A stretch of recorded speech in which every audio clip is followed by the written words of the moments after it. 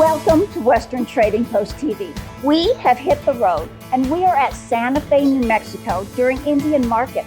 There are thousands and thousands of people from all over the world enjoying the rich Native American history. And we are going to be introducing you to some of the amazing artists that are here and kind of showcasing the great things that are going on. So hold on to your hats and enjoy the ride.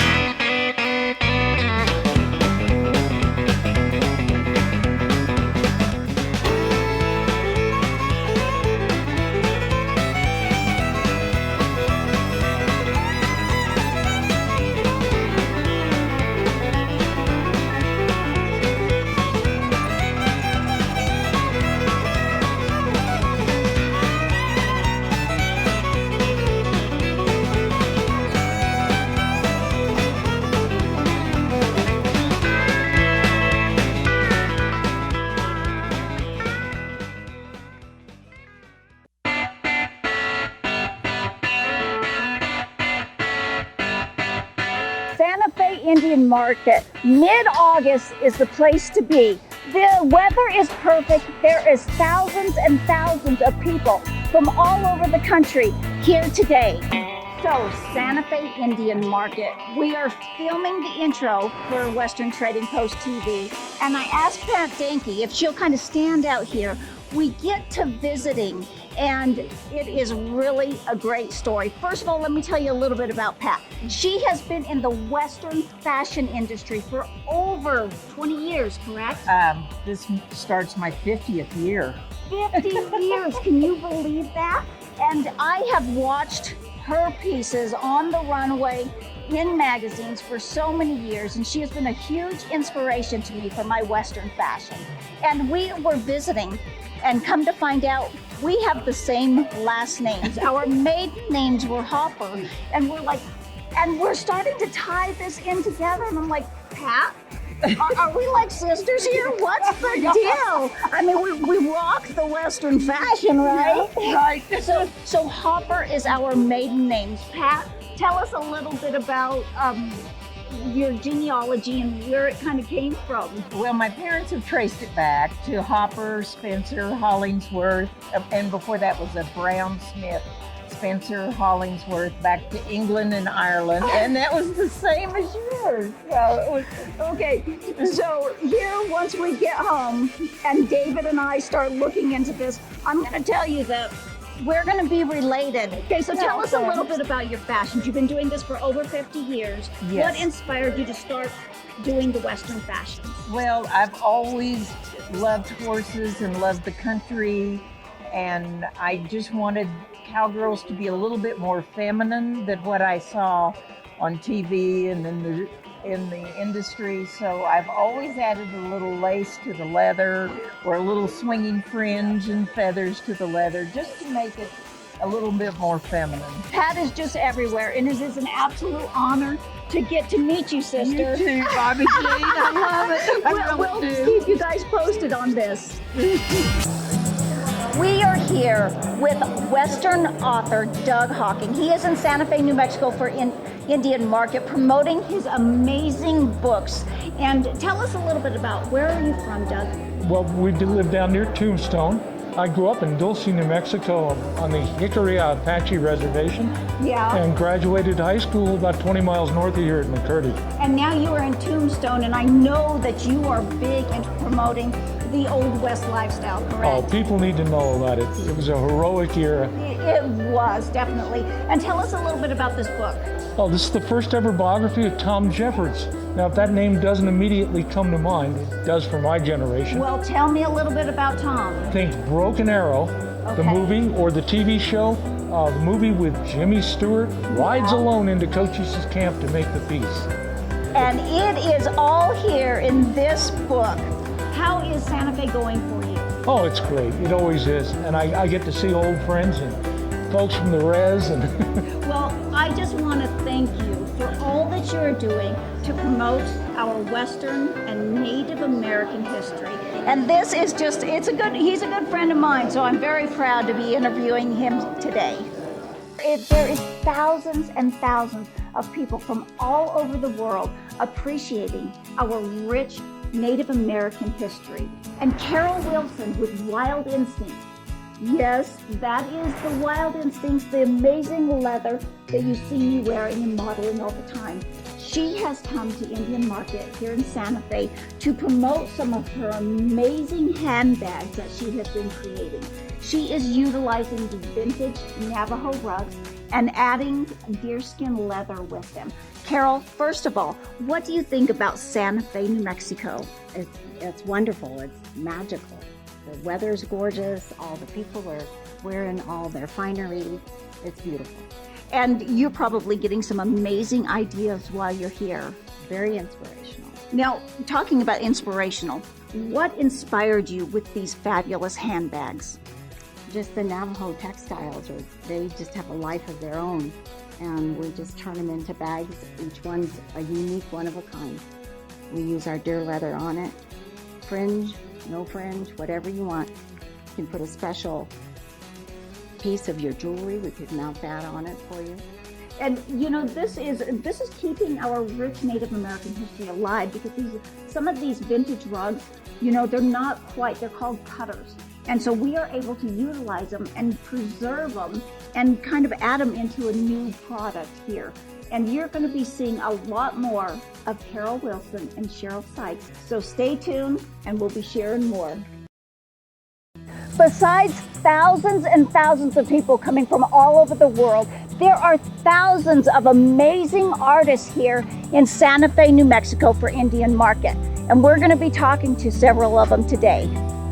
Robert Minigoats is from Arizona, and he is a famous Navajo artist, which is here in Santa Fe, New Mexico, showcasing his artwork. Robert, tell us a little bit about this amazing piece. Okay, this is one of the art that I do with the my culture-wise in the biggest ceremonies, and the Yebiche. The middle one is the talking god. The rest of them are the dancers, and around the border I did their old rug design, which is they usually dress with the dress. They usually do a rug dress on it, and their best country belts or whatever jewelry they wear. I put that on them like that in it. And that's what I do with my art. It's more that I've been around with the my culture, whatever I did back home, like horses and ceremony-wise and stuff like that, with livestock too and stuff like that. So now, how long have you been doing the artwork? Ever since I've been about maybe 9 years old. Really? I've been drawing with my mom and dad. They used to go family trip or somewhere to go and stuff like that, like grocery shopping. They're like Farmington, New Mexico, or either Gallup, New Mexico. That's how far they usually go, like, for like hay and stuff like that. And when we get back together in the evening time, mom and dad, they're not coming home, and we used to lit up the kerosene lamp and sit there at the table, and I used to do a lot of color pencil and watercolor things and stuff like that. That's how I learned. I never went to school for it, but the talent. Wow, you are extremely talented. I told you that here in Santa Fe, New Mexico, during Indian Market, there are some of the most amazing individuals here, and I'm bringing them to you. We are here with Oscar Morales, and he plays flute music. Now, where are you from, Oscar? Original from South America, from Ecuador, Yeah. from the Inca tribe. Okay, and what inspired you to start playing flute music and building the flutes? I started playing flute since 5, 6 years old because it's a part of our culture. And when I came to the United States, my fusion music is using Native American instruments, combining with the hand pipes from South America. Now, can you give us an example of some of your music? Yes, so I'm from the Inca gold music, and the sound is like this.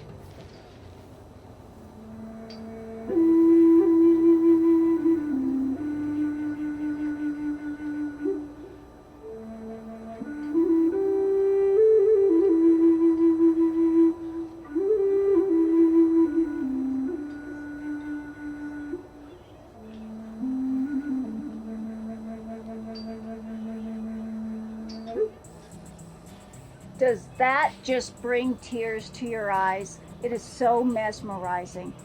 thank you so much for sharing and for promoting your heritage and keeping it alive. I hope you're passing it down to the next generation as well. My nephew, my son, everybody is playing now. Well, I hope you have a great time here in Santa Fe during Indian Market. Yeah, you too. And it was an honor meeting you. Me too. We come to the show to sell our goods, but while we are here, people bring us things to buy as well. The last couple of days, we've been on a bit of a buying spree. Check it out.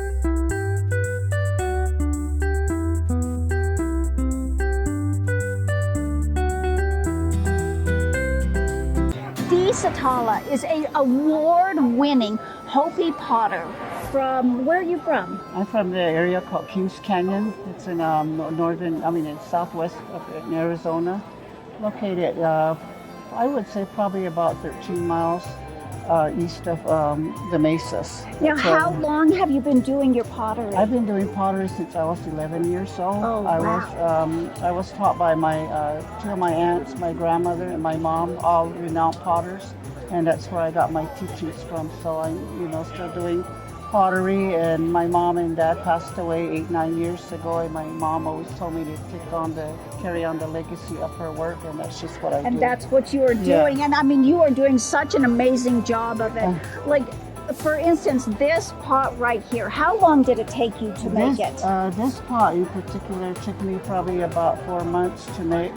And what was the longest was the painting process. Oh, yeah. Because I painted for a while, put it down, and of course your neck, your back. So it took me a while. And the challenging part was the firing process. And how do you go about that? The fire, once it's complete painting it, then it's preheated in the oven. And in this case, this couldn't fit in the oven to preheat. So I set it on the side, and then I kind of put like foil and stuff around it, turn on the oven, and that's how I preheat it. And the reason why you preheat it is to dry out all the moistures in between in the coils, because it's still damp. Otherwise, if you transfer it directly to an outdoor firing, what will happen? It'll explode. So once that's done, once the painting, everything's put on there, then I transfer it to an outdoor firing. And that's when however it comes out, that's I guess how it comes out, and luckily this came out. It is spectacular, and I want to say that I am so proud of you. First of all, you are award-winning, but you are keeping your rich Native American history alive, and you are promoting it in such a positive way. And this is here in Santa Fe, New Mexico for Indian Market with award-winning Hopi artist. Congratulations again. Thank you.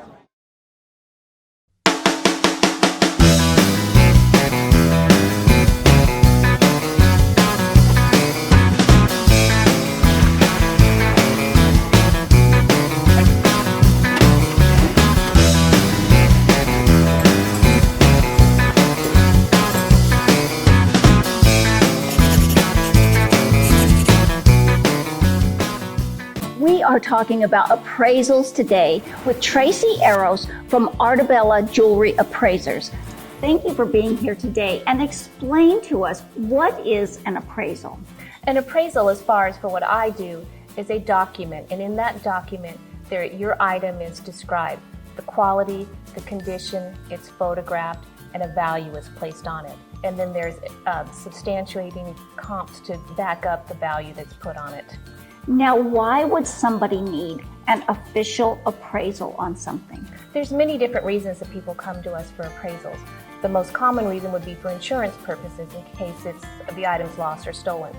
Another very common reason is when people are planning out their estates or someone has died, and that would be the fair market value, the price between the willing buyer and willing seller of an item. The third reason now is that we get people that want to sell their items, and that value would be marketable cash value. Now, if somebody is just wanting an estimated value of a piece, they don't really need to go get an appraisal, do they? Well, it depends on what their goal is, what is their objective. If they're trying to sell it, so when they ask you they wanted the estimated value, well, is that the value if it's lost or stolen and they have to replace it in a jewelry store or an establishment like this? Or is it something that you're trying to sell? Well, those are two different numbers, two different values. So that would be important for you to help them decide, and they can go from there. Now, how can it be like two different numbers so that we can kind of understand that from an estimated value to a appraised replaceable value? It's very much like a car. When you buy a brand new car, it costs a certain amount of money, and when you drive it off the lot and you try to sell it, what is that worth? It's the same thing in all types of jewelry and art. When you buy something, in what you pay for it brand new is not what you're going to be able to sell it for. Well, that is a little bit about appraisals today with Tracy Eros. Tracy, thank you. Thank you for having me, my friend. Put in auction. There's the stamped.